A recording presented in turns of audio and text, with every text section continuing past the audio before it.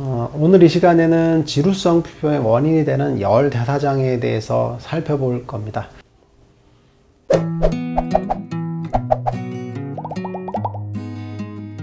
열 대사장애라고 하면 좀 용어가 낯설어요.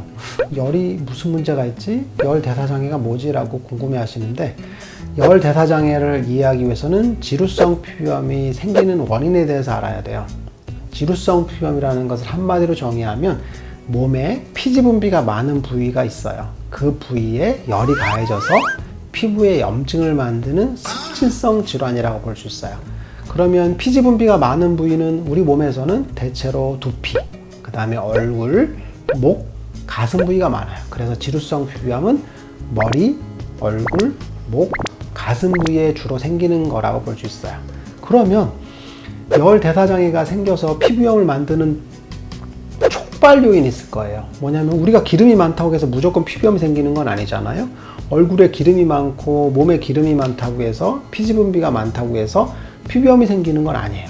그러면 촉발되는 원인이 있을 거예요. 즉 트리거 포인트가 되게 되는데, 지루성 피부염의 트리거 포인트는 열이에요. 열. 뭐냐면 피지 분비가 많은 피부에 염증 물질이 관여하거든요. 거기서 열이 빵 하고 가해져요. 그러면 그게 불이 나는 것처럼 훅 하고 인플라메이션이 생기는 거죠. 염증반이. 그래서 붉어지고 가렵고 붓고 하는 반응이 생기는 겁니다. 그럼 열 대사장애가 생기는 원인은 뭐가 있냐면 세 가지를 따져요.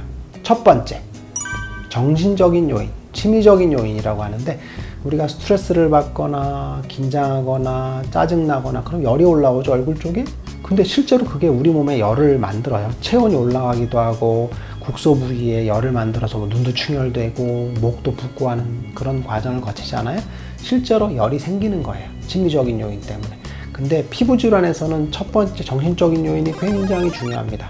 왜 그러냐면 피부 자체의 세포가 우리 뇌신경과 똑같은 세포로 이루어졌어요. 외배합성이라고 하는데, 그래서 같은 세포끼리 만들어진 거기 때문에 신호를 같이 영향을 받아요. 피부에 문제가 생기면 뇌에서도 굉장한 스트레스 자극을 주고, 뇌에서의 스트레스 자극도 피부에 스트레스로 영향을 미쳐요. 그래서 상호작용이 굉장히 큽니다. 두 번째, 외부적인 인자예요.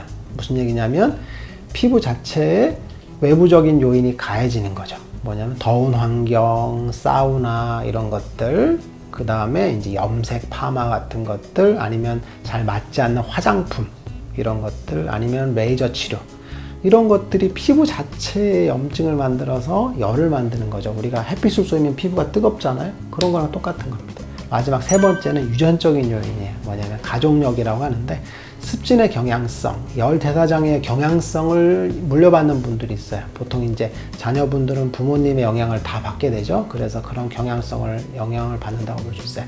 그러면 세 가지 요인에 의해서 열 대사장애가 바로 생기느냐? 바로 생기는 건 아니고 그게 우리 몸에 누적이 돼요, 열이. 그래서 그게 뭐 간에 열을 많이 만든다던가 위에 열을 많이 만든다던가 아니면 뭐 담에 열을 많이 만든다던가 이런 열 대사장애를 유발을 하는 그런 우리 몸 속의 원인을 만드는 거죠. 그래서 치료 포인트는 사실은 피부 자체의 염증 반응을 치료하고 우리 몸 속을 치료하는 두 가지 기전으로 치료를 하게 되는 거죠. 오늘 이 시간에는 지루성 피부염의 원인이 되는 열 대사장애에 대해서 살펴봤습니다. 다음 이 시간에도 보다 유익한 내용으로 만나겠습니다.